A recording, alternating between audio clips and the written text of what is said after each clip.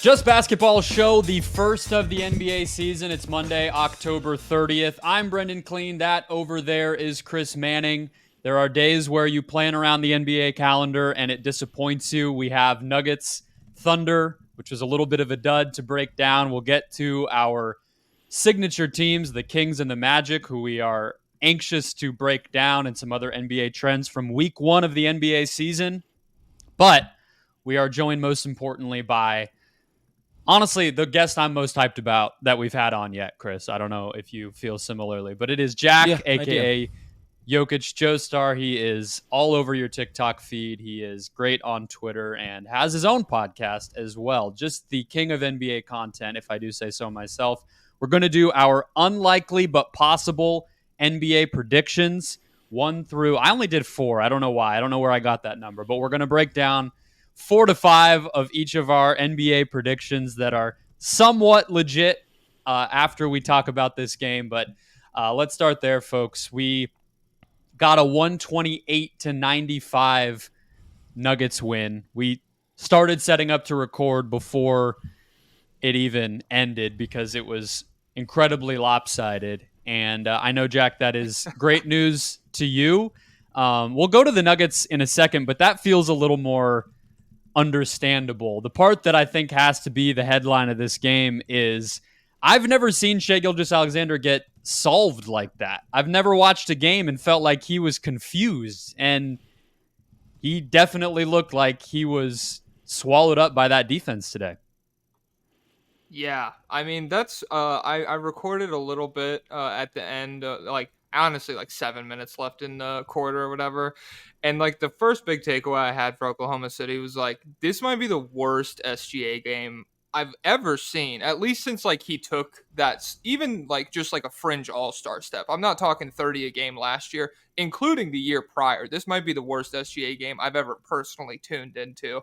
It was just a combination of, it felt like an off night for a lot of people on the Thunder in terms of the spacing they were able to provide him, and when you kind of stop buying in on those 3-point looks and you can collapse on what SGA does in the paint with his bumps and floaters and things like that.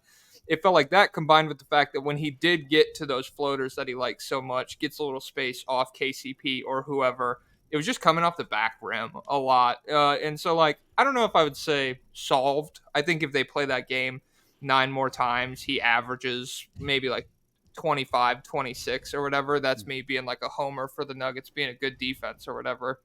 But it was definitely a poor outing for him, jarringly so. You expect him to be a really good basketball player, and he really wasn't in this game. Chris, I feel like we watched in the World Cup where he had the entire defense stacked up against him, and he solved that. So this one it had me scratching my head, but maybe it is just an off shooting night. It felt bigger than that, though. It felt like the help got to him a little bit. The help defense, the collapsing into the paint, all that stuff seemed to affect him. Yeah, if I had a theme of this game, guys, I think where I would go is this wasn't quite like adults playing kids. I don't want to go that far, but there's a physicality difference between these two teams, right? The Thunder are so young. They're all you look at Chet and Jokic, they're two different species of human in terms of their thickness. Jokic is absolutely burly, had Chet in hell, I think, physically. And even though Chet had some moments, 1 through 5 with the Nuggets starting lineup, all those guys are grown-ass NBA players who are bigger and stronger and more physical. And the way the Nuggets play team defense, the way they know where to be, how in sync they are, on top of that physicality, that's just I think that's a really hard test for a younger team like the Thunder. And I think when they were so dialed in like this, that kind of is the best way probably to defend SGA. You're probably not going to slow him down one-on-one unless you have prime Kawhi or someone to throw at him. It's going to be team defense. It's going to be physicality. It's going to be making his life hell, getting to his spots and getting off his shots, and not letting him do the very shifty Shai things he's really great at. Yeah, I thought we saw some solid moments of physicality from Jalen Williams. I think especially at the beginning of that second quarter when he was kind of anchoring the second unit. He made some mistakes, I think had a bad foul and turned the ball over a couple times, but he's so good driving to the basket that he allows you to kind of forget about that stuff. And I thought he looked pretty solid. But other than that, I mean, Cason Wallace, looks like a good backup guard for them. That seems like we can kind of plant a flag there that after Summer League and now it's only been a week, maybe he goes through some slumps shooting, but intense physical defender and then kind of nice off-ball offensive player. But a lot other than that, I struggled to find a lot of positives for Oklahoma City. Of course, losing by 33, that's understandable. But I want to spend some time, Chris, on what you said with the Jokic-Chet matchup, because I think that was the other obvious headliner from this game. I think Bowser to Bowser is the guy on Twitter who publishes, whatever you want to say, the Basketball Action Dictionary. And he's really good on clips and stuff. And he was drawing attention to the fact that Jokic was driving and rolling more than like maybe his comfort zone or like regular season need tends to like make him do. And that seemed to be maybe an indication that he was taking this one somewhat seriously, because Chet did throw the first punch. He made a three. He drove to the basket. He was kind of challenging Denver's defense as a pick and pop guy. And then it feels like Jokic was just like, no, we're not messing around like that. It's Sunday afternoon. I got to get home. I got to relax. Like, we're ending this one early. I'm going to play 30 minutes and we're going to go to bed. What did you think of that head-to-head, Jack, with the rookie versus the Sage MVP, reigning Finals MVP? Well, it's a matchup from hell for Chet defensively. Offensively, he had 17 in the first half, and I didn't realize it because I guess Jokic was just like pretty handily outdueling him to the point where it's like, okay, you had 17, your guy created like nearly 30 or whatever. To me, it kind of felt like Jokic, and honestly the Nuggets as a whole, treated this game a little bit as an extension of the previous game against like an undermanned Memphis team that has similar shades to Oklahoma City in terms of like youth and things like that. In that Memphis game, they did not play with any of this like sense of urgency or physicality, albeit Memphis is a much more physical team and it's kind of hard to like bully them the same way they did Oklahoma City today. But it definitely felt like Denver took a lot of the flaws they had last game that resulted in a very close game that shouldn't have been that way. And yeah, like Jokic, he attempted like 8 shots before the clutch against Memphis. And today he was very clearly like, okay, if it takes 30 in 2.5 quarters for me to win this basketball game, that's totally fine. That's what needs to happen. And like, yeah, Oklahoma City, I wrote down they have like buff guys, but Denver is a big team and like it's a pretty stark difference. Dort and Jalen Williams, they're both like big, and the commentators always say that. They're like, yeah, that's a stocky guy or whatever. But when you ask them to like match even a Michael Porter Jr., where you're giving up half a foot or something like that, much less Aaron Gordon, who is doing that and can also hit his head on the rim, it's just like that's a very brutal task for someone who is young. I think Dort is going to be capable of that at some point in his career, but I just don't think it's right now. It's a great point. The other thing, go ahead. No, the other thing I think with Chet, I want to just, in watching him early in the season, the physicality stuff didn't really come up to me with him specifically. Like, it didn't against Nikola Vucevic, who was another, like, strong, maybe not as burly or as bruising as Jokic, obviously, but a bigger guy. He didn't look outmatched the other night against Evan Mobley, who is also pretty skinny, but that I think tells you something a little bit about where Mobley's at this point in year 3 versus Chet, who's in year 1, but, year 2. Jokic, like, I think there would be like a easy reaction to look at this with Chet and be like, okay, like, is this his weakness as a rookie? But how many times is this really going to be a massive issue for him? I would say this game, Embiid, if Giannis is at the 5, I think like the Bucks would be another one. I would say it would be on AD to really press that when OKC plays the Lakers. But it's not exactly like the league is littered with these guys who physically are going to crush him. He's not as strong as like anyone he's going to play this year. Like, even if he goes against Nick Claxton is stronger. But he's not going to get bowled over, I think, every night. It's going to just be like Jokic, and it's going to be these elite kind of monsters. And if I'm OKC, I'm just like, okay, for right now, we can survive that. And I kind of like that they haven't like panicked and said, okay, let's change the way we want to play and put Chet at the 4. They're they're looking ahead a little bit by letting him go through this right now, I think. Yeah, and I'll be interested to see Sabonis as an example, kind of that in-between where it's like height-wise, maybe they're a little bit even, athleticism, maybe they're close to even, or maybe Chet even has the advantage, but just the strength. Looney, players like that are maybe strong but not athletic. How does Chet kind of use his advantages against guys like that? But it's a great point. I think to Jack's point too, though, it's a game or a matchup where you start to realize that like Jalen Williams is not a power forward in the modern NBA, right? And Lou Dort also is not really in terms of size either. This is a team that has like big wings at every spot, but not exactly, especially with Ousmane Dieng still coming along slowly and has not looked like really an NBA player yet, and different guys like that. It's like that's kind of the missing piece. They don't have it right now, so it does leave Chet a little bit exposed. We'll have to see how everybody continues to adjust on this team, and if they face each other again, which of course the Thunder will have another shot at this, how do they kind of react? Both Shea, Chet, everybody else, and this team has to get a little healthier too. The other Jalen Williams was out today, on down the line. But let's move on. Unlikely but possible predictions for the 2023-24 NBA season. A bit that I believe it was Zach Lowe originally kind of went through. And the point is just to let loose a little bit. It can be serious stuff. It can be big picture. It can be really granular. It's just whatever we want. Stuff that we kind of want to happen or we're thinking might, but also very well could not happen. And it's supposed to be fun. So please don't attack us here. Jack, I will let you kick us off here as you are our guest. What is your first unlikely but possible prediction for this NBA season? This was I did 3 fully baked ones and then a smattering of just like stupid one-liners that we can roll through later if needed. My favorite one I put together was the Bulls keeping their big 3 for the entire season. Because especially I wrote that like 3 days ago. And then after the Levine 50 ball that wasn't close against Detroit, I was like, this is fucking phenomenal. Like, this is my one to start with. Just because it's glaringly obvious to everyone here and everyone I talk to that the Bulls need to blow it up, and it has been for like a year and a half at this point.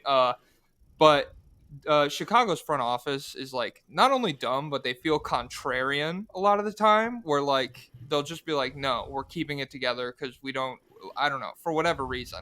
And I could definitely see if Levine gets like that annual 34-point streak where he scores a bunch in like 8 or 9 straight games and they win like 6 straight games, that could be enough justification for the Bulls front office to be like, no, there's something here. Let's make some moves around the edges and let's see what we got come playoff time. So yeah, that's my first one. Is there somebody in that Bulls front office who's like, guys, we had this is there like a Snapchat, like the anniversary thing it does, Instagram, like the time hop situation where somebody can be like, no, we did this already. We've talked about this before every year for 5 years. Has anyone kept up with the fact that didn't actually work the other times? Also, Jack, I love the prediction, but you got to say mid 3. That's the nickname. Yeah. That's my fault. Yeah, I suppose so. Yeah, the mid 3. The mid 3. That's Bulls fans' go-to phrase for them. So I think we got to honor that. Chris, I like yours more than mine, so I want you to go next here. Unless you have Bulls thoughts, because I'm all for laughing. Well, I have the first night of the season. There's a lot there. I have a Bulls prediction. This is great synergy. Oh, sweet. Okay, let's get it. Alex Caruso, game-win shot, bald king. Alex Caruso will be the most impactful player dealt at the trade deadline. Ooh, I like that. I like that a lot. I think this is someone that if he ends up in the right situation, he plays big. He can defend a bunch of spots. He's kind of got he's got that PJ Tucker energy where he doesn't want to shoot as much as you would like. But this is a guy that can be a top 6-7 guy on a playoff team. I think lots of teams will need him. Maybe you're right. That the Bulls just are contrarians. It'll be like, you know what? The play-in is great. And they were probably all just living down having like traded Jimmy Butler at one point, which is like the really original sin of how you get here. But Caruso is someone that if he ends up getting dealt, And I think they should deal him. I think they could get value for him, and I absolutely think he can be someone that can make a really, really big impact on the title race this year if he goes to a certain number of teams. I totally agree with that. Like I feel when you talk about from the Bulls' perspective, I guess, and in terms of like what he would get them in return, I feel like he's almost more valuable than Vucevic, just because there would be a bidding war for Caruso. Pretty much any team that needs a guy like that to push them over the top. Sacramento springs to mind for me. They would be happy even overpaying for a guy like that a little bit, just because they're not going to like find somebody like that through the draft or free agency. It looks like. Yeah, I think, and Vucevic, like they'd be lucky if somebody wants him right now with the extension they just moved. So yeah, I think. Yeah, I like that. I think he will be at least like top 5 impactful guys, because I think he could fill out a nice Bruce Brown-esque role for a team that's like winning a championship, maybe. Caruso might have the best role player contract in the league. I mean, he makes less than $10 million this year and next year, and his value's way beyond that. I think we all agree. I don't love this prediction, Chris, because it would entail a pretty bad trade deadline. And I like excitement. No, I'm saying yours. If Caruso's the best guy to move, that would be awesome. I didn't say best. I didn't say best. Hold on. I didn't say best. I said most impactful. I didn't say best. That's an important distinction. There's a key distinction in my verbiage here, Brendon Kleen. This is a guy that's going to make an impact. Like James Harden's probably going to get dealt. Okay, like there's going to be another big name at some point, and we're going to be like, wow, Jeremy Grant got traded. Holy crap. Okay. This is the guy at the deadline that's actually going to like contribute to winning basketball when the games get really in the mud. I like it. So there was news. One last thing on the Bulls this week. That team meeting. Well, that was also news, correct? But that DeMar DeRozan doesn't appear to be on his way to an extension with this team. Is he more? Could he be more impactful? If they did trade him, if Jack's prediction does not come true, and Chris's, I guess, also wouldn't come true, DeRozan feels like a guy who could get dealt here. Where would he fall in the impactful power rankings on deadline day? Do we think he can make an impact somewhere? Yeah, it just depends where he goes. Is it Philly?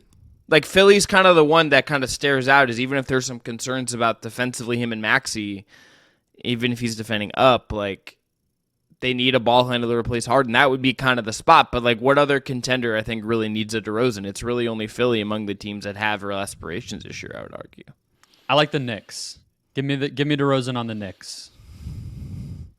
No? Okay. That's interesting. The Knicks are kind of in the mix for a bunch of people. I feel like the Philly fit is a lot more natural in terms of what they need.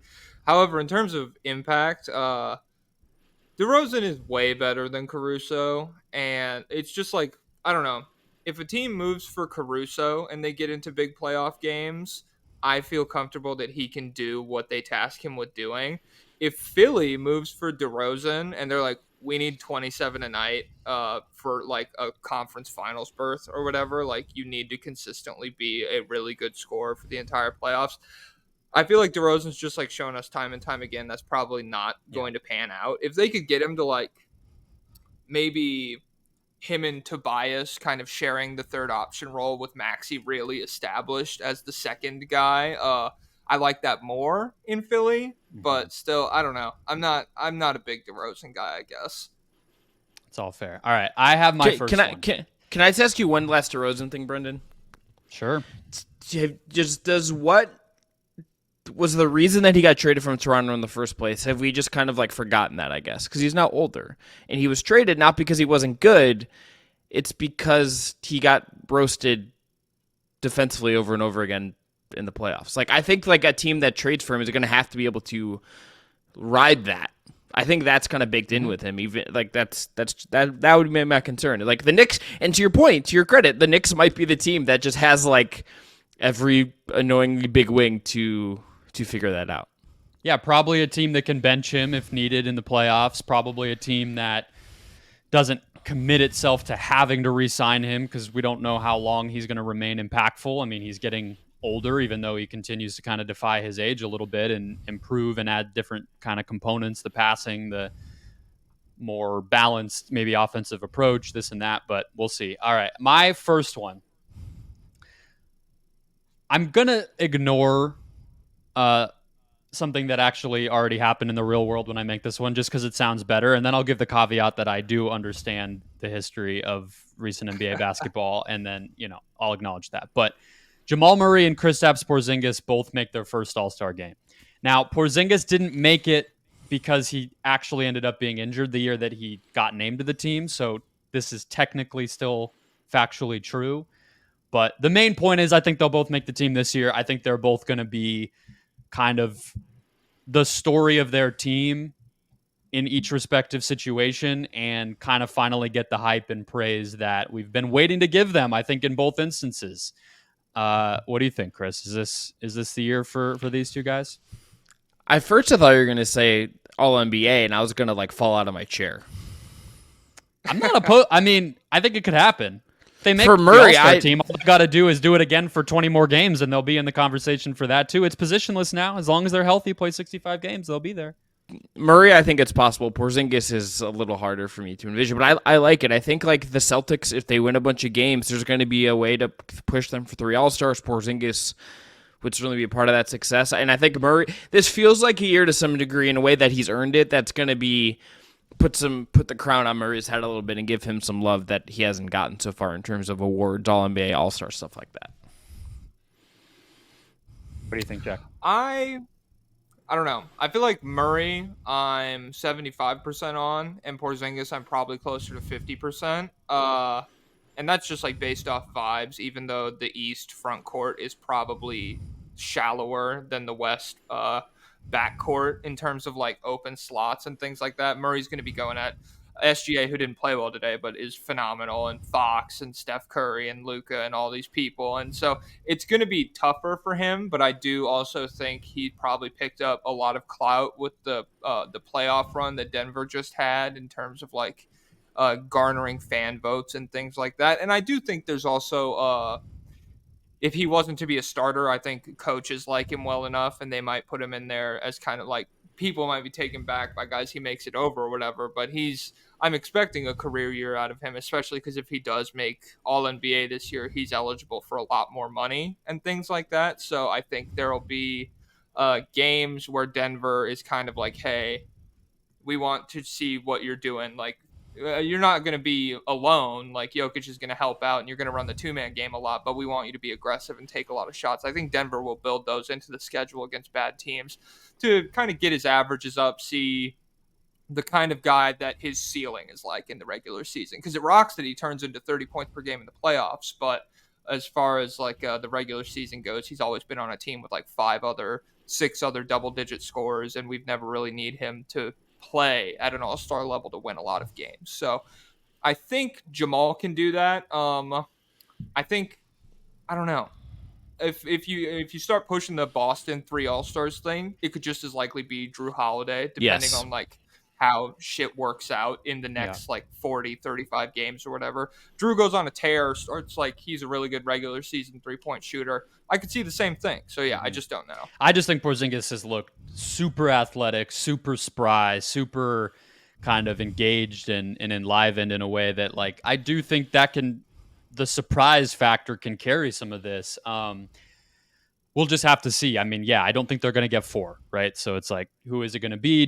Are they even good enough to get 3? We'll see. I think on the Murray side, it just kind of circles back to something we talked about with the game a minute ago, which is those second units. I'm looking at it now. This year, it's very small sample, of course, but they've split just Jokic and just Murray minutes pretty evenly, whereas last year the just Jokic, no Murray was way more than the just Murray, no Jokic. So if they keep staggering those guys, if those second units can be strong, and they do fit well with him, it's size everywhere. It's Reggie Jackson as another ball handler. I think that they can kind of make those work to where he's not going to be dependent on Jokic quite so much and can have some of his own moments. We'll see if they rest Jokic or do anything like that to maintain and just kind of chill during the regular season, but we will have to see. All right, Jack, what is your second unlikely but possible prediction? see. My second one, I had Sacramento wins the West, and I scratched it out and said Western Conference Finals berth because then I had to really think about them beating Denver in a 7-game series, and I was like, okay, that feels less plausible. If De'Aaron Fox takes a step forward, becomes even a 36% three-point shooter, to me, he really becomes like a force of nature on the basketball court, just in terms of like guys are already at the free throw line when he catches the basketball and he's still blowing by them. And so if De'Aaron Fox becomes that kind of basketball player, I think the Kings, obviously he was their most reliable guy in the postseason last year anyways, but I like their shot in a variety of different playoff settings a little bit more. And I think the Warriors were a shit matchup for him last year. If they don't catch that in the first round, things could go differently. I think it's plausible.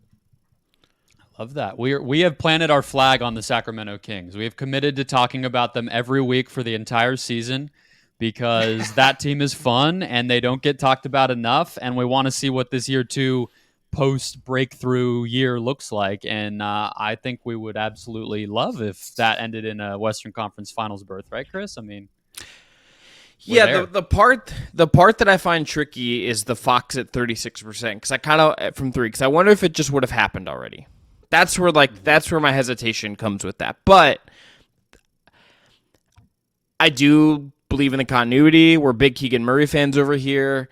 Certainly, I'm curious to see how Mike Brown handles all of his guards. There's the Kevin Huerter stuff right now. Slow start of the season. Duarte playing more minutes than Monk. There's some weirdness. There's some Mike Browny kind of weirdness going on here. But I love the upside of this team. And look, some of this could just be bracket. Do they end up on the opposite side of Denver? Does a team that they match bad against come in with an injury? They could get the Lakers in round 1, let's say, and LeBron's hurt or AD's hurt, and it's okay, that's an opening, but that doesn't invalidate I think anything that they absolutely could do. You're just playing who's in front of you at that point. Yeah, bracket and trades, I would say, and it kind of links back to the Caruso thing we talked about. I want them to be aggressive. I think I'm looking at the Grizzlies and kind of feeling a lot of nervousness if I'm a Western Conference team that thinks we'll just kind of draft and develop in continuity our way into a championship eventually. I think if you're any team, you got to put the chips in, right? So Denver's probably the best example of this because yes, there's a lot of continuity and it's the guy Jokic during a Quesarito ad and Jamal Murray was a pick but it's they lost Jeremy Grant and said, okay, whatever, we're just going to trade for Aaron Gordon. They actually just kept saying we're just going to keep doing this, and they do draft, they do develop, but they're not afraid of they traded for Thomas Bryant last year and that dude didn't even matter, but they said, okay, let's just go get a body. You have to, I think, be aggressive like that, to your point, Brendon. And even aggressiveness in kind of the overall picture too, right? Michael Porter Jr., draft and develop, but that was a risk. He was medically red flagged by a lot of teams, so it's kind of all of it, and I think the Kings should be in that position of saying, let's not be afraid to take this to the next level because there are just fit concerns and there are just upside concerns with their 2 best players that I don't think you can just kind of rest on your laurels. You don't have Nikola Jokic, right? So it's do something, get spicy with it a little bit. In the name of spice, I have my second one. Okay. The Utah Jazz Let's hear it. Get the number 1 overall pick. Similar to Chris's Caruso prediction, this one, the wording is important because there's 2 pathways here. And I am doing this a little bit with the benefit of having watched this team this week. I think they will be worse this year based on what we've seen. I don't know about the Collins fit. I think it's not going to be the hit the ground running awesome story that we saw last year. So that did play in. Maybe they just decide to tank. I don't know if Markkanen's too good for them to be bad. I don't know. We'll see. But they also, I think, just need the other part of them not being as good, not taking a step forward in the win-loss or just feeling better about their team overall is it might make them realize that, similar to what we were just talking about with Sacramento, they just need to get aggressive.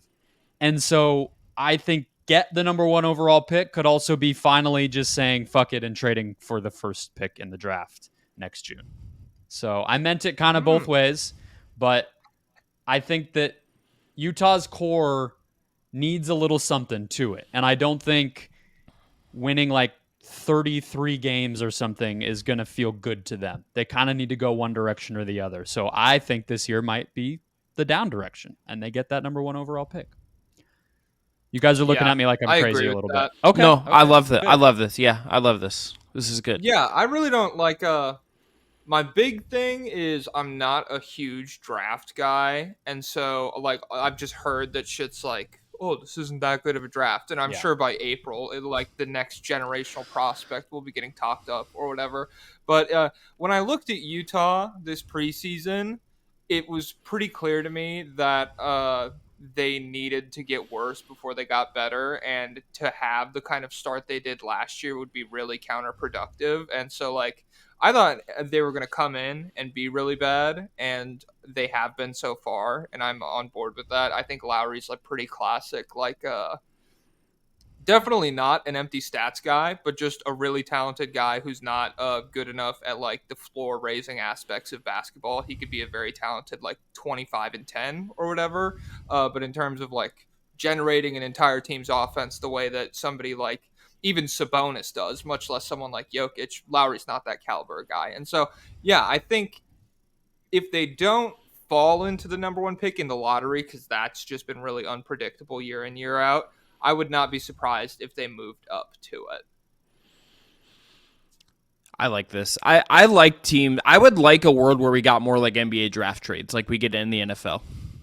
Like, just give me some more like weirdness. Like maybe there's like the fear of the Markelle Fultz, Jason Tatum thing that like sits in everyone's mind. You don't want to be the GM that like made a value proposition and really got it wrong. But for the sake of the content, I would like more draft trades, particularly in the top 10 for entertainment. Yeah. Give absolutely. Give me like a playoff team next year saying like, all right, instead of trading stuff, we're gonna like trade into the back in the lottery to get like a wing that we really like. Just someone doing something aggressive because I think teams got scared. I mean, wasn't it like the Bulls with the Doug McDermott trade and whatever? It's like let's get back to it because it can work. All right, Chris, what's your second one? All right, so this is MVP related, and I don't even know if I believe it because I think if I had to pick today, and I made this prediction on our season preview show, I think Nikola Jokic is going to win the MVP.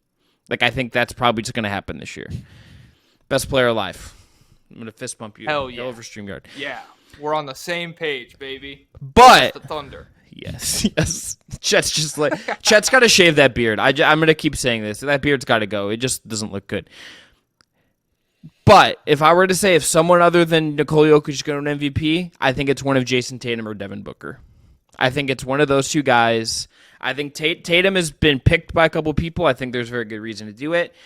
And I think if another team from the West is going to have the resume, the wins, and someone will have the stat line, I think it's Book. And I think one of those two guys, based on how good their teams are, based on just the way things could go this year, I think a little bit for some of the other candidates, mostly Embiid, I think there's going to be a real opening for someone new to crack into that top 3, and I would bet on it being Tatum or D-Book.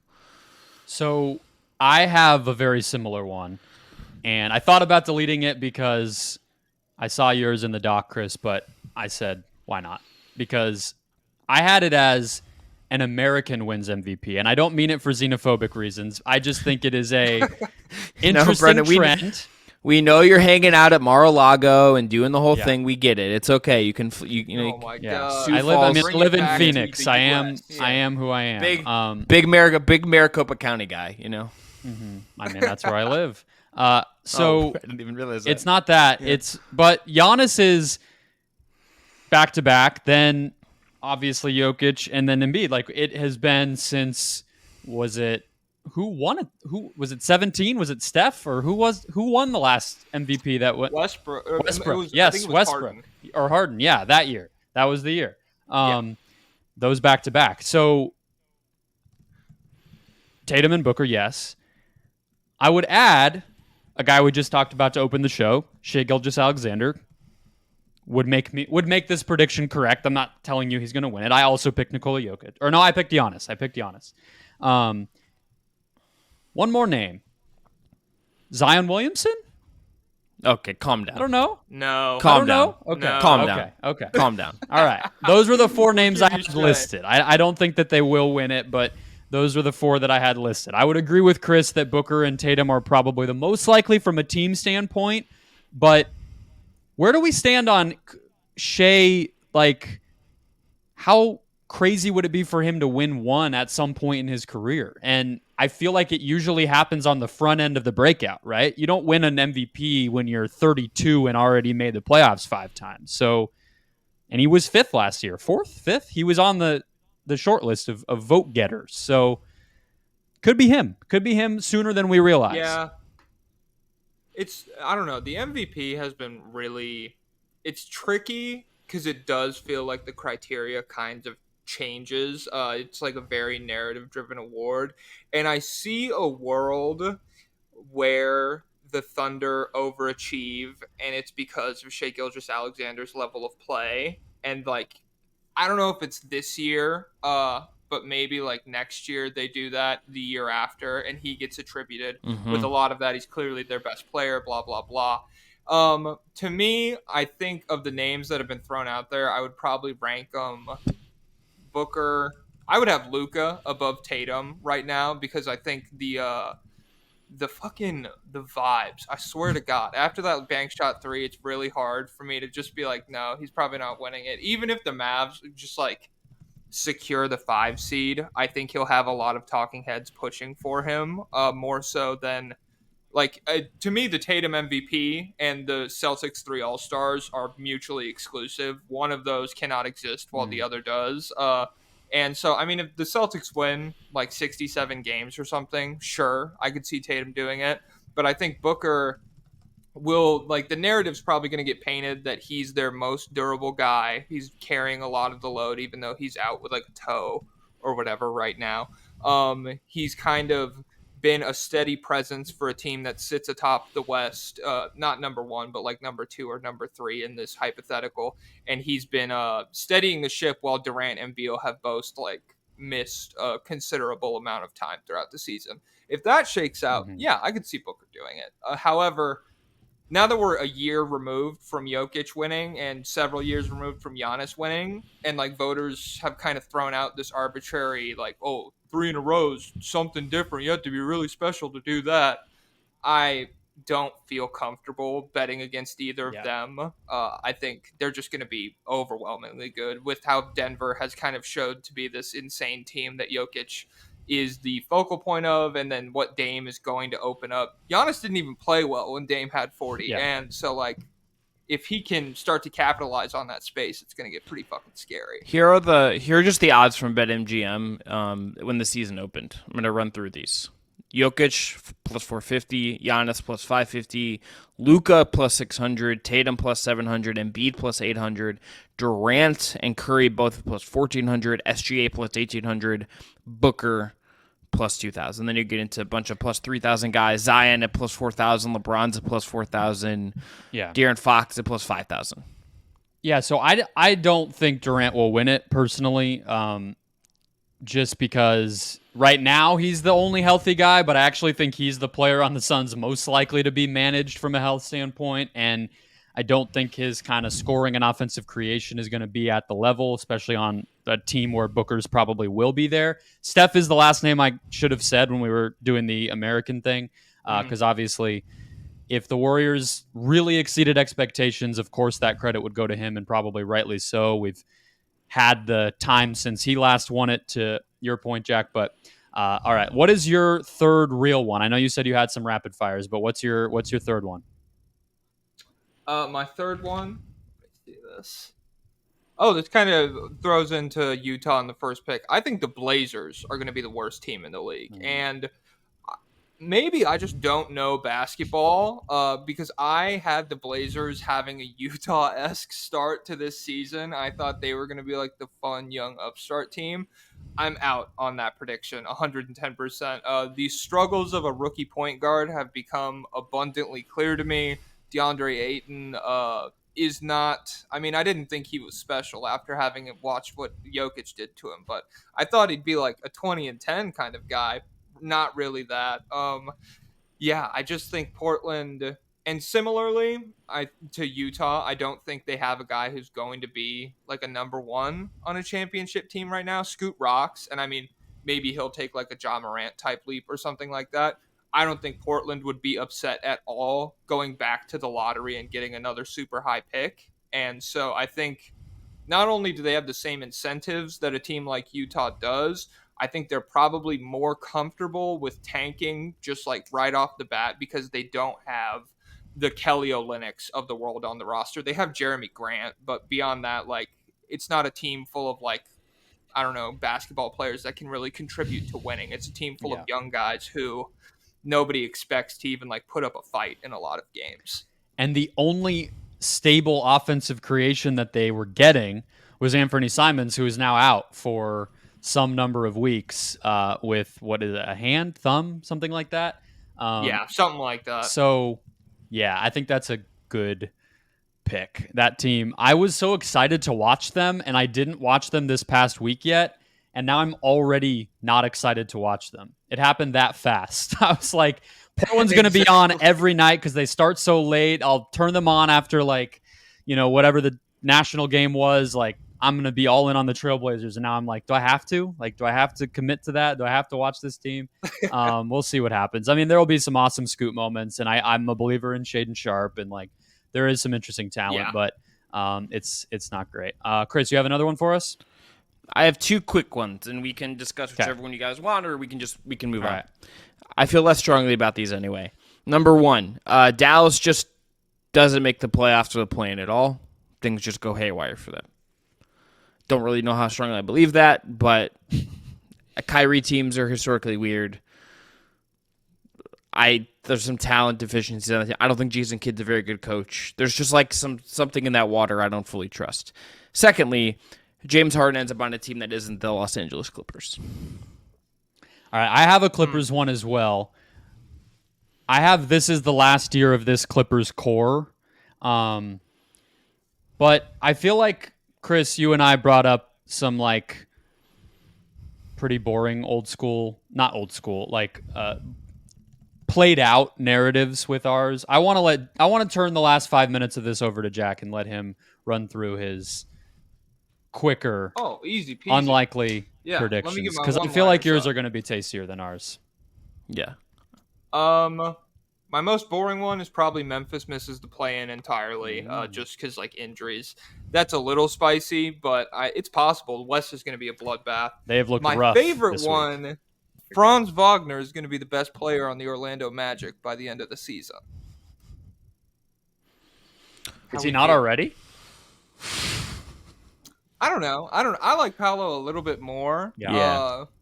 I thought that was at least like public consensus from like, I don't know, the shit I see online.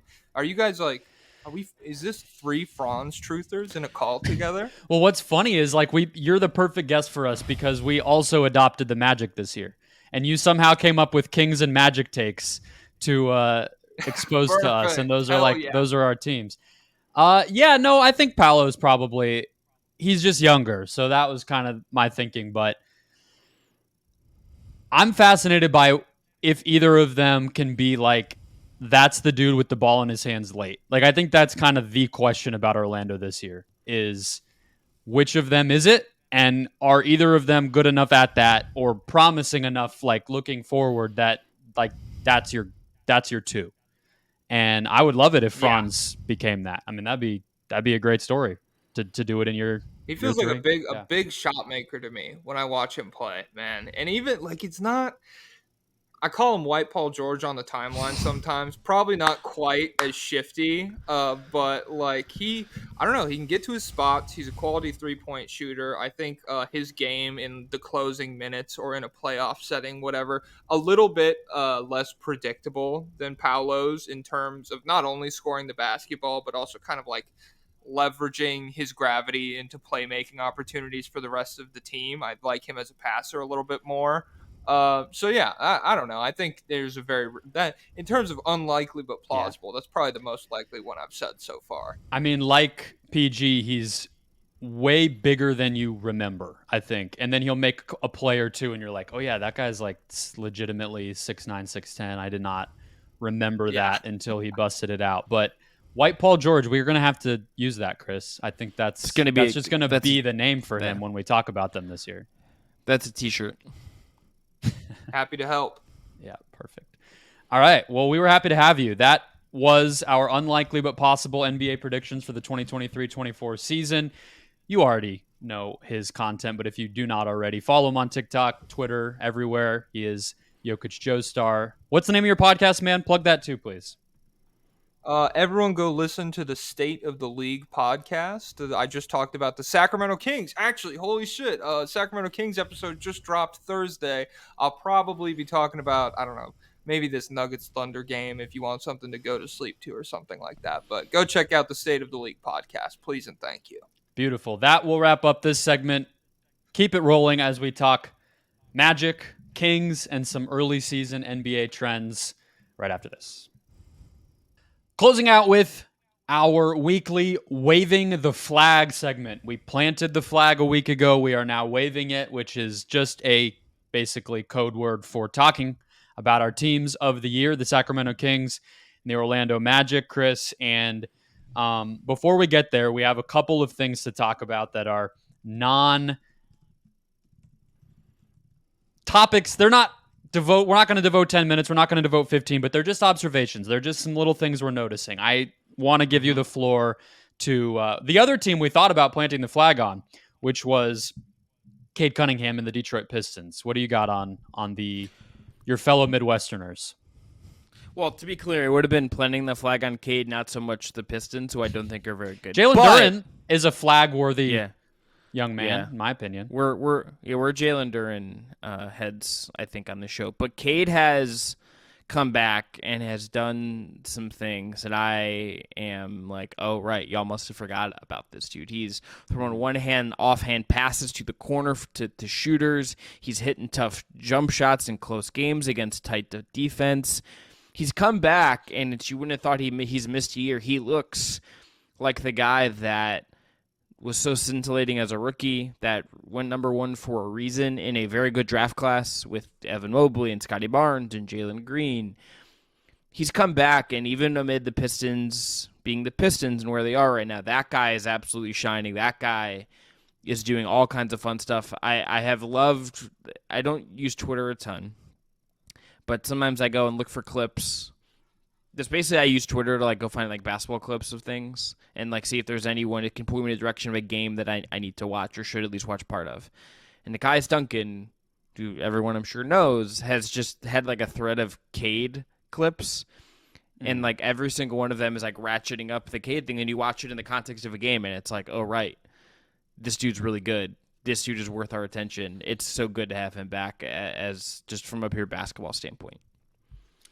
Love the Cade hype. I will add a couple of observations from afar. I have not been able to buckle down and focus on this team. I will admit that I don't really want to, but I will. There's just a lot of pieces that I'm not a huge fan of, and that's where I'm going to start. Please start Jaden Ivey over Killian Hayes. Yeah, Killian Hayes he was the recipient of the one offhand pass to the corner, and I'm just Cade deserves better than this.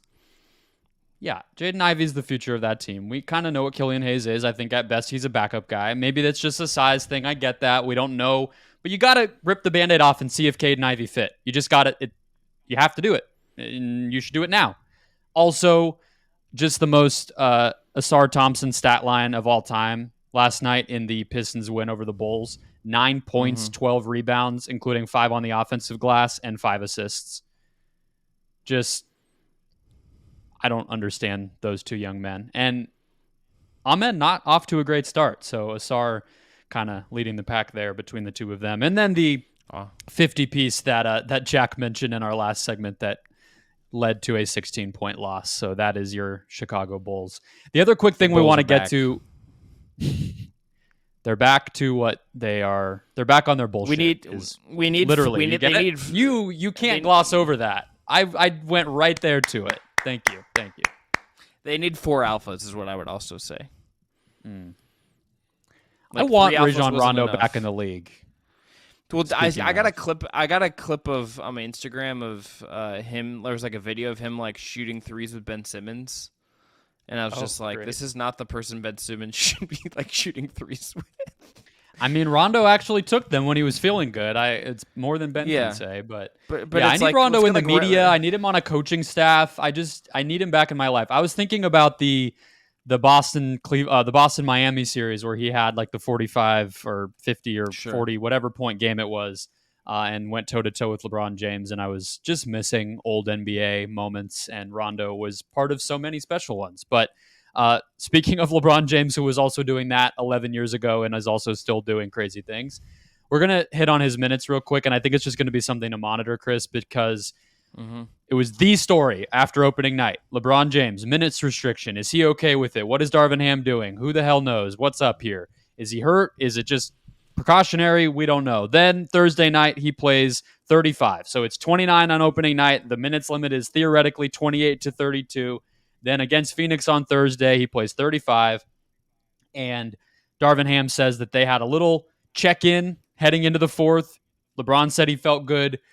Ham played him the whole fourth. So I guess it lasted a grand total of 1 day that this whole plan of keeping LeBron healthy was going to come to fruition. I don't know why do it at all if it's that fragile and you can just move on from it. But they need LeBron. So maybe it was stupid from the beginning. Yeah, I mean the quotes that he gave after the Suns game was like, we didn't want to start 0-2. And is he just going to be like, hey, we don't want to be like 30-26. We want it to be 31-25. You know, like what is the logic behind this? We didn't want to move half a game into the fifth seed. We needed this one. Yeah. We really needed this one, like second night of a back-to-back. LeBron played 40, and we're not really sure why, but okay, he did it. What I would say too is, I think the minutes restrictions for him is ultimately a positive thing if you're looking at this long term. I understand it's not easy for him. He's 2 decades into this career, and he's never been someone that just plays lesser minutes. Yeah. But if there's ever a time to do it, it's probably this year, and it's for the rest of his career to manage himself. You should bank on Anthony Davis. If you're actually going to be able to turn this over to AD, which I feel like LeBron has been talking about wanting to do since he got to LA, this is kind of the right circumstance to do it, the right way to try it. To me, this is a situation where you really need to stick to this as much as you can. I certainly understand certain nights you're going to let him go, and you're going to extend the leash a little bit.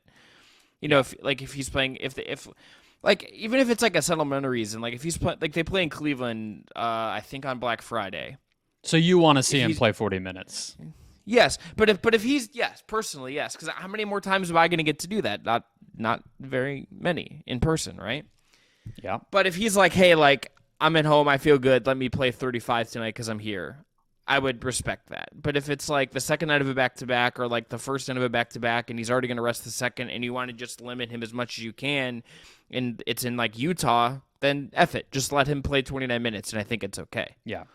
Well, so Sunday night. He's going to get annoyed about this, right? Like he's going to get pissed off about this at some point. I think he already right? was. Yeah, I think he said on Tuesday night that he was like kind of open to it as long as it wasn't holding them back as a team. And so I think you also, to your point about the sentimentality or the different kind of reasons, it doesn't always have to just be it's a close game. But, you know, Thursday was him against Durant for the first time in 5 years. That's plenty of a reason. And Durant was playing great, and they needed LeBron to play. So, yeah, I mean, as long as it's kind of a kernel is there, maybe it's something that is a little easier for Darvin Ham to convince him of the next time it comes around. But Sunday night, which people will have watched after they're hearing or seeing this, the Lakers play the Magic. Like, I could see the Lakers running it up on the Magic, and maybe that's an opportunity to sit, and it can at least just be on the table in a way that it hasn't been before. I think we'll be able to talk about that game and the Pistons again because they play the Thunder on Monday. So those are two that we might have a chance to talk about Tuesday next time we record. But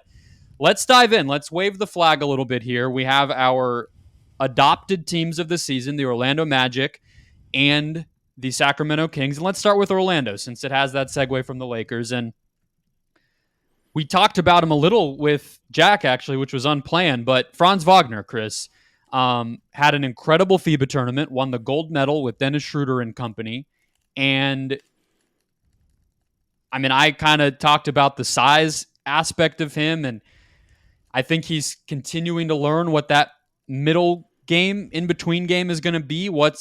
If it's not drive all the way to the basket, if it's not crazy pull up three like he's Trae Young, what is it? And that's what I'm watching. But he's been off to a great start, and they've been pretty solid as a team, which is not how they started last year. Yeah, and it's interesting to watch how he's working. He's getting guarded by Dylan Brooks in the game against Houston, which is a sign of, I think, respect to put Dylan Brooks, who is, for all his shenanigans, a very good, strong, physical on-ball defender. And you see him in this situation where you can see he's still, I think, learning he's growing in real time a little bit, right? Like, there's a moment in there where he goes to a step back, and he's like looking for the step back, and it's just like, it's not to set up something else or give him options. It's really just to get the step back off, and that's such a low percentage shot. That's not a great look necessarily, right?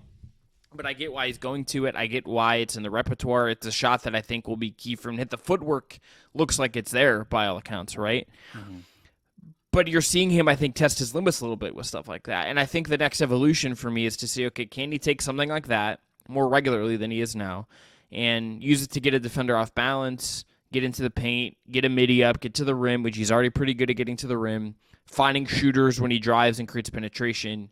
That's going to be like the next step for me, is like, how does he kind of use some of these moves to get off shots and then turn them into other things and create advantages for Orlando? That's kind of the big skill for me I'm watching with Franz, but he's been really good to start. It's been really fun. They're going to be awesome. I don't love the piping on their jerseys as well, but I think we pick good jersey teams in terms of color. Like we did good there. So all of this to me is it's good. It's intriguing, and I want to see him. Like I can't wait to see him, Brendon, play against the pick a good wing defender. I want to see him how Franz does against those guys just as much as I want to see Paolo against those guys, frankly. Yeah, so it's only 2 games. Like, I'm not trying to overreact here, but just to give the numbers, down in terms of floater and rim attempts, which he actually has gotten there quite a bit. But again, it's kind of that long mid-range or just sort of the passing, which he's a very high IQ player. What happens if those plans aren't there? And then the threes have been huge. He's taken almost half his shots from deep. But the bigger trend that I think has caught my attention with Franz is, and we have 2 other smaller data points from Orlando's start to get to as well. But in my opinion, I think the shots are a little too spread out with this team. And of course, they've beaten bad teams twice, right? Like Houston looked ugly in that game, and that's the one I think both of us focused on. But then in the Portland game, it was fairly similar. They got out to a 8-point halftime lead. But you had 16 shots for Franz against Portland, 12 against Houston, and nobody's taken more than 20 shots in a game for this team. It's a lot of Cole Anthony, which it sort of has to be because he's one of the only guys who's a sort of 3-level scoring threat on this team. But I kind of just want those guys to take over, Paolo and Franz to just take over. I know last year they were overburdened kind of having to be the creator all the time. They have the balance now, right? They're turning defense into offense a little better through both of the guys we're going to close out this segment with. They have Fultz and Anthony healthy, Ingles even, floor spacer with Harris. It is set up for them to take over better than it was last year. They're both a year older, so I kind of actually miss that. I want them to play like they're the best players on this team because they are. And maybe that comes in a game where they're tested more, but that's been something that kind of caught my eyes. I'm just like, where are the 2 best dudes, and why are they not dominating the way we know they can? Yeah, I think that's part of them growing up a little bit as well, right? Like, they're going to have to grow into that to some degree. I think that's as much as they've had room to grow, I think there is still like an assertiveness. And I think part of it too is if there's something Cole Anthony has in spades, I think that guy's not a deferrer. There's gripes from Celtics fans. It's like Marcus Smart is going to take the biggest shot because he doesn't defer. Yeah. Cole Anthony kind of is that guy as well. So I almost am just like, maybe you got to find ways to like really put Cole Anthony in a box and let him cook in a very specific way and let those guys kind of have more organic freedom with him off the floor in some ways, which is, and he just got his back, so there's no stopping him. He's ready. I would also say that's like a tradable salary number. That's all I would say on that. Solid contract. And I think we're both agreeing, right? Like they kind of need him to do what he's doing. So I'm not saying like Cole Anthony is shooting them out of games or like stifling Paolo and Franz. I mean, he's still barely taking 10, 15 shots a game. This is not like, Jordan Crawford or something. It's productive, but it is just like, honestly, hell, I would rather say like Cole Anthony can also take 20 shots a game, take some from the other guys and let the three best scorers kind of cook a little bit. But again, they've been winning. It's been pretty easy. So maybe it balances out. Jalen Suggs, surprisingly in the starting lineup. We did our Orlando preview so long ago that we didn't have any training camp quotes, media day stuff, preseason footage to pull from. But I think you and I were mostly in agreement that maybe Suggs in that 5 was best long-term, or maybe even Suggs developing enough to replace Fultz in that 5 and another shooter being in there. Like that might be their future.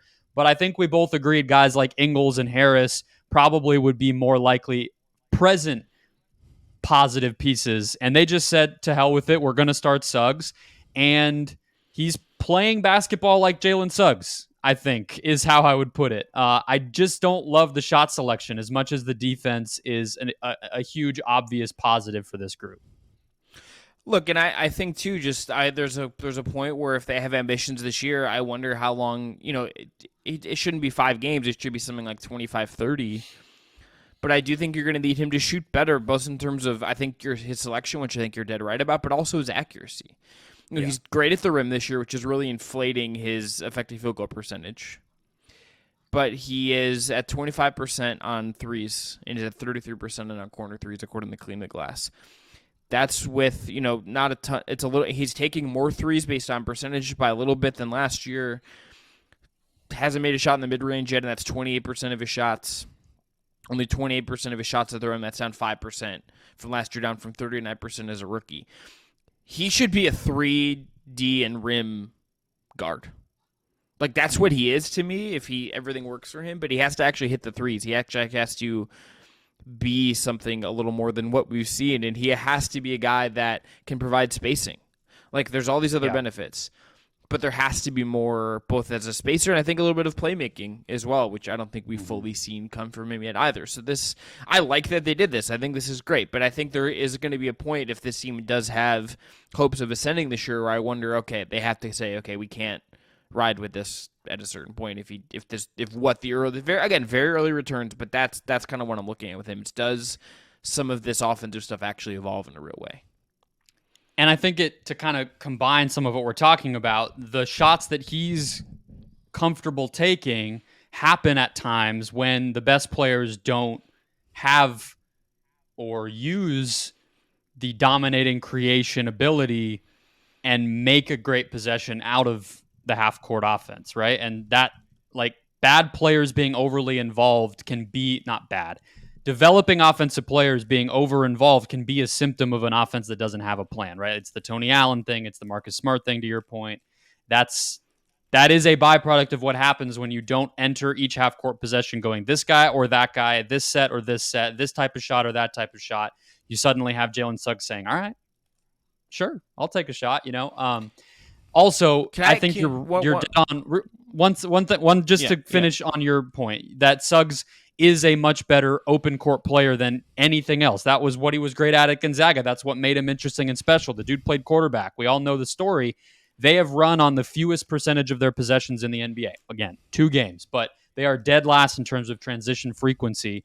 That just shouldn't really be the case for such a young team and a team that has so many playmakers. You'd think that they can just hit that outlet pass and just boom, it's a layup, and they don't really take advantage of that. So that would be an easy thing for Suggs to just flip the switch, and wow, he just got 6 more points a game, or whatever, 2 points and an assist out of just focusing on that transition attack. But what did you have?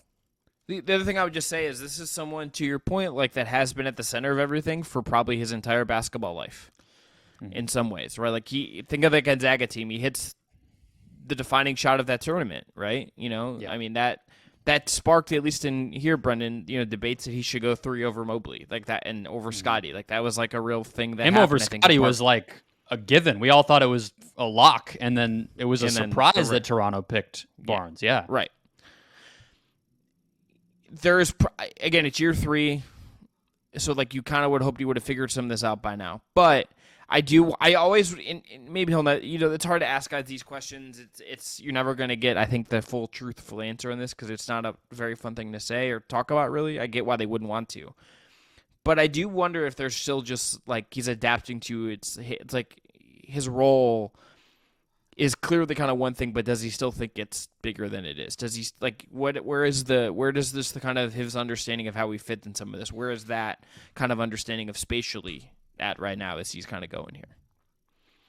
The other guy who has had no issue embracing his role and frankly dominating in it and an impressive return to the court is Jonathan Isaac. I think has to be one of the stories of this week for Orlando, but even in the NBA. Didn't play quite as much against Portland, only 8 minutes. Not fully sure what contributed to that. It seemed like he was pretty neck and neck with 7 through 10 in their rotation on Wednesday, and then pretty significantly behind the rest of those guys in a little bit of a closer game against Portland. But against Houston, I mean, he just changed the game in that third quarter. He doesn't just block shots. He like explodes the basketball with his hand. Like it feels like he is trying to pop a balloon or something when he is blocking these shots. And that third quarter against the Rockets, they won that quarter 33-26, took control of the game really.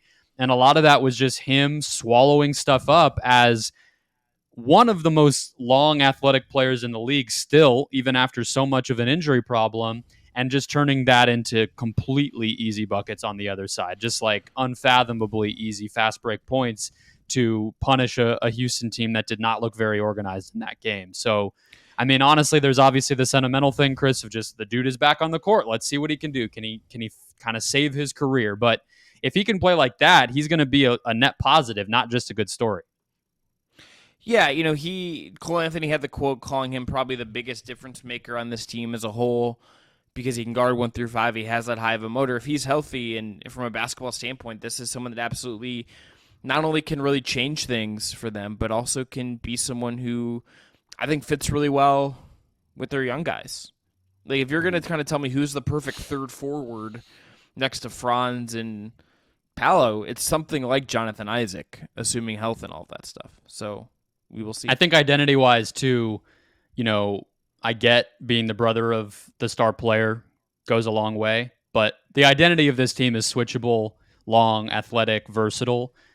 Isaac as an option as some kind of backup center / front court help defender with Paolo playing backup center or whatever as one of the guys doing that, I think makes them even more fun and exciting in the future and probably is a little closer to their destiny as a team than whatever Mo Wagner is doing, who is totally solid and serviceable, but like kind of feels like an odd man out stylistically a lot of the time. All right, let's move on.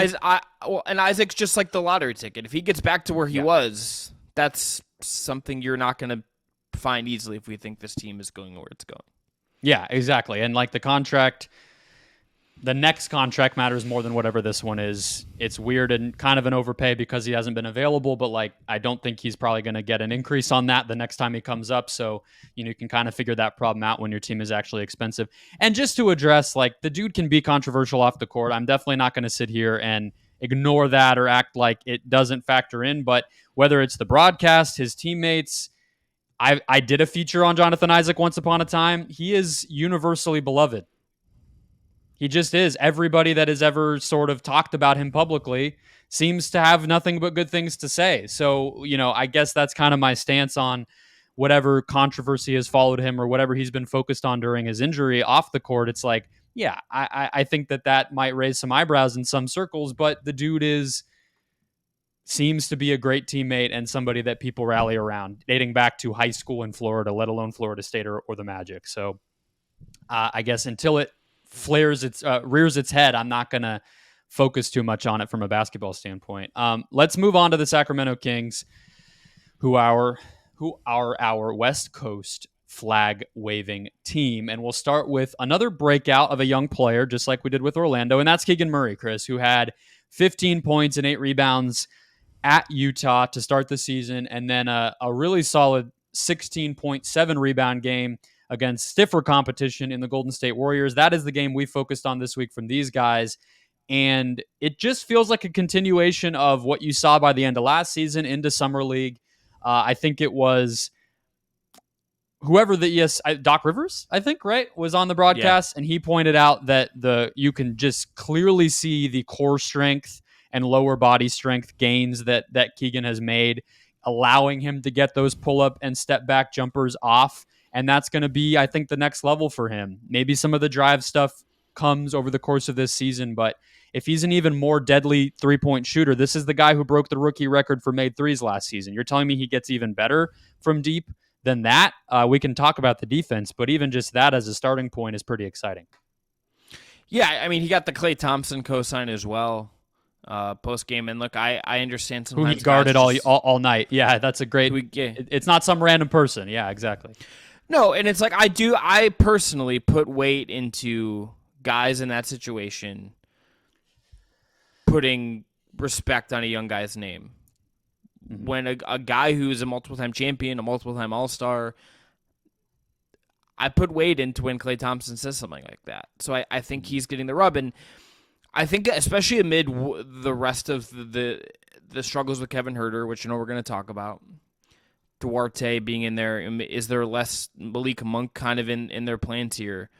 I do think there is a real opportunity and maybe a need if you wanted to word it that strongly, I think you could, for what Murray can be and what he is. And for him to be a better version of himself, it could cover up a lot of the other kind of question marks, I think, within this rotation, Brendon. I really think that the potential is that high. And if you're betting on continuity, that's kind of one of the things you really need to work out in a major way.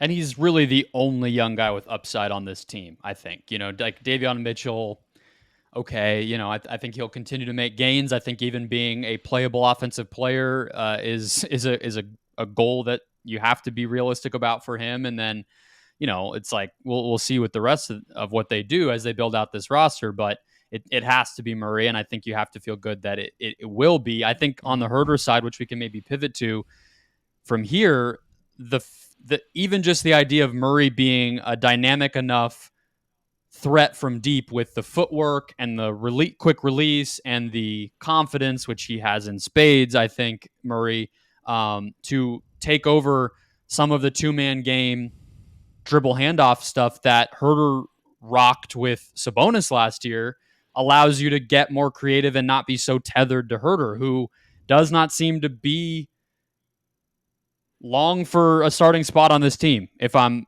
reading the tea leaves right and just kind of being blunt about the situation right now, Chris, it's only week 1 and it already feels like we're headed there. I thought that what Mike Brown said was pretty transparent, and De'Aaron Fox was...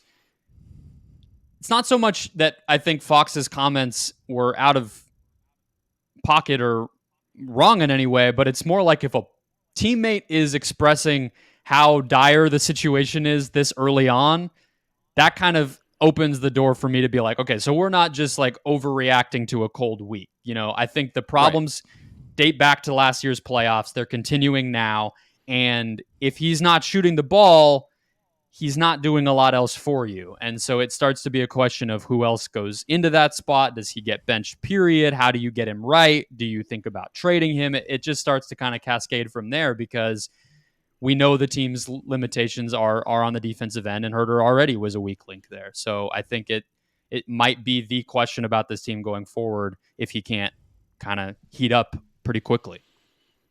Yeah, I think certainly that's someone you also need, his shooting. I think it's a big part of being a guy that works off of Fox and Sabonis. You need to find as much shooting as you can. Certainly, I think he's someone that if you really needed to, I think his salary is not so crazy, and he's got a skill set I think another team would be like, sure. Like, that's not a net negative anyway, but I think the optimal version is you need him to figure this out. And look, we know shooting can be cyclical. We know sometimes guys just come and go, and he maybe just does get hot at some point, but he's also not a guy that's providing you a ton of other stuff, and I mean, we've seen Duarte's minutes. They have Davion Mitchell, who's not the same offensive player, but you kind of at least know what you're getting in a very stable way. Yeah, I don't think it's trade him now. He has 3 years left on his deal. Yeah. I think I kind of came across saying that more than you did. So I'm just clarifying that I don't think that's what you should do, but it's obviously this is the NBA. That will be the conversation, and if it lasts closer to the trade deadline, I don't think it's crazy. But let me just ask you this right now, setting aside any of that craziness.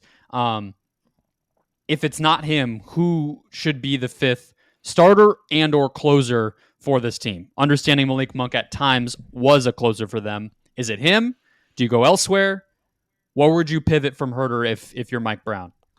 I think it has to be Monk. I think the identity of this team is offense. I think the identity of this team is patching together a defense that is aided by being really hard to guard every spot on the floor, and having a KS agent like Malik Monk, I think, can really help against that defenses. I think you need to ride him to some degree, barring changes to this roster. So I kind of think it has to be Monk, and also just for the sake of having another ball handler on the floor. If he's not playing, and as good as we think Murray could be, I don't know if he's ready to kind of ascend to being second ball handler type right now. I think you should get him some reps, but I think you need a second guy on the floor who's going to be able to handle off of Fox, and Monk, I think, is by far your best option in that case. Yeah, I think it's really a question of, if you don't have a two-way option, what are you picking? I think Kessler Edwards is somebody that should just be playing more in general, but he's an example of a one-way option because he's really only a defensive player. He made his threes for them last year, which is part of why I'm confused why he's not playing, but let me make the case for Sasha Vezenkov as the fifth guy. Well, this is kind of a funny first circle moment, because you remember when I brought him up in our Kings preview and was all excited about this? Yeah, I think I poo-pooed it a little bit. Yeah, you did. Sorry. No, you did. It's okay. And look, here we are. Here we are, Brendon. Full circle. Here we are. I think he should be playing more. I don't really love Chris Duarte. I think just as a player, I don't want to bring preconceptions and just decide that he's not going to work. You made a trade, you give him time. It's not like he's a terrible basketball player, but he's kind of just one of those guys that it's he's big and what else, like Kevin Knox type of thing a little bit, for me, where he's not really stopping anybody on as a perimeter defender. He doesn't make his open threes consistently. Okay, so what are we looking at here? Whereas Vezenkov, I think, number one, the size and the IQ.